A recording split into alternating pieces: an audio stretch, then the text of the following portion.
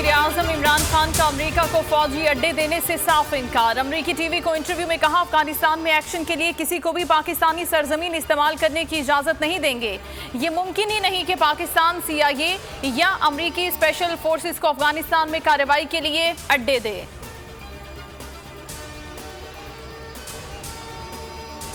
अफगानिस्तान में बदअमनी का असर पूरे खित्ते पर पड़ता है। अफगानिस्तान में अमन होगा तो खित्ते में तिजारत बढ़ेगी। वजीर खारजा शाह महमूद कुरैशी का तुर्की के शहर अंतालिया में सिफारती मुज़ाकरे में इजहार ख्याल। कहा, मसला कश्मीर हल न होने के बायस सार्क मफलूज होकर रह गई। एशिया में नई सर्द जंग के बीज बोए जा रहे हैं। हुकूमत की मुजव्वज़ा इंतखाबी इस्लाहात मुतनाज़ हो गई। इलेक्शन कमीशन का तहफ़्फ़ुज़ात का इजहार। सेक्रेटरी पार्लिमानी अमूर को खत लिख दिया। कहा, आबादी के बजाय वोटर्स की बुनियाद पर हल्काबंदियाँ कराना आइन से मुतसादम। सेनेट ओपन वोटों आइनों और सुप्रीम कोर्ट की राय की खिलाफ वर्जी है। अपोजिशन लीडर का ऑल पार्टीज कॉन्फ्रेंस बुलाने का ऐलान। तमाम रहनुमाओं से मुशावरत के बाद तारीख का तयन किया जाएगा।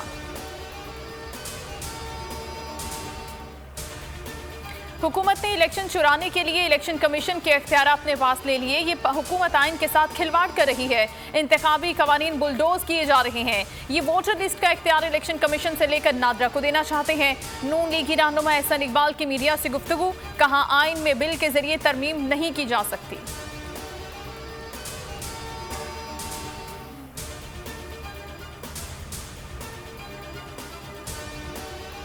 तमाम जमातों को मिलकर इस साल इंतखाबी इस्लाहात करना चाहिए। अब वक्त आ गया है कि हम तल्खियों को खत्म करें।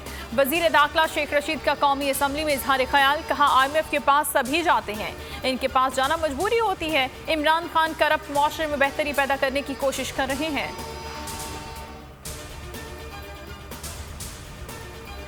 नवाज शरीफ मुल्क से फरार हैं, उन्हें वापस लाना है ताकि सजा पूरी करे। उन्हें जेल में नहीं रखना चाहते, पैसे वापस करें, जहां मर्जी चले जाएं।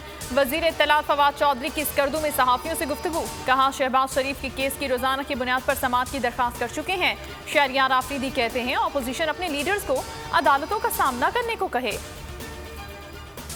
नस्ला टावर गिराने का अमल फौरी शुरू किया जाए। कमिश्नर कराची टावर खाली करवाकर अपनी तहवील में लें। टावर का मालिक लॉतीज को 3 माह के अंदर असल रकम वापस करे।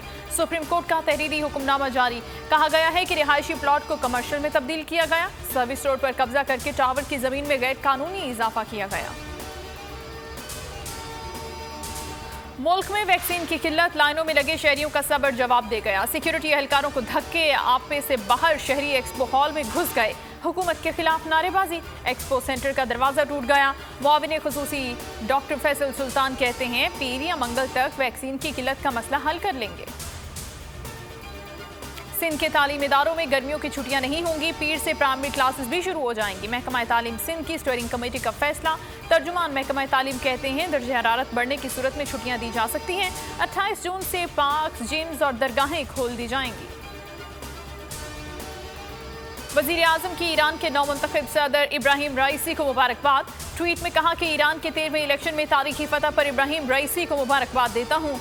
कहा, खित्ते की खुशहाली और अमन और सलामती के लिए ईरान के साथ मिलकर काम करना और बाहमी ताल्लुकात को मजीद फरोग देना चाहते हैं।